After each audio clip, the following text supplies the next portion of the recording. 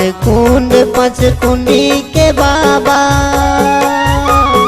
पांच कुंड पांच कुंडी के बाबा, अमृत धार बहा।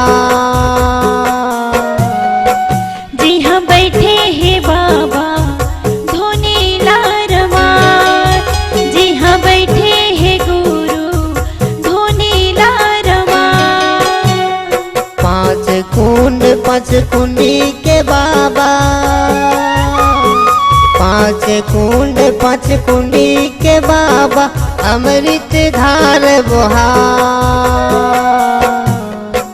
जी हाँ बैठे हैं बाबा धोनी लार मार, जी हाँ बैठे हैं गुरु धोनी लार मार।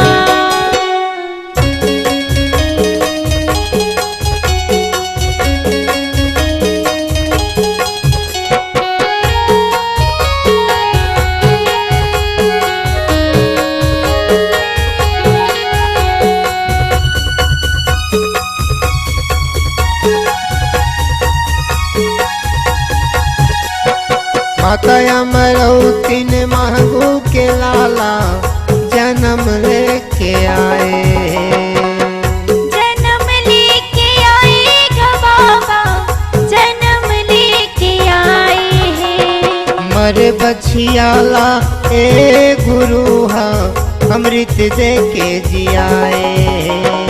अमृत देके जियाएगा बाबा, अमृत देके जियाए हैं। सोना खान के जंगल में बाबा, सोना खान के जंगल में बाबा, महिमा अपन देखा। जी हाँ बैठे हैं बाबा धोनी लार मार, जी हाँ बैठे हैं गुरु धोनी लार मार।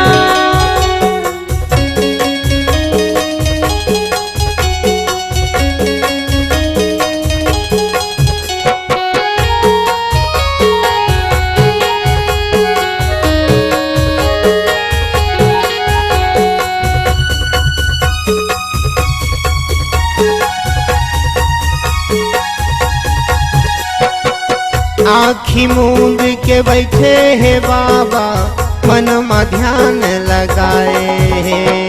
मन में ध्यान लगाएगा बाबा, मन में ध्यान लगाए। औरा धौरा पेड़ तरीगा, बैठे धुनी रमाए हैं। बैठे धुनी रमाएगा बाबा, बैठे धुनी रमाए। दुनिया दुनिया मत का बाबा,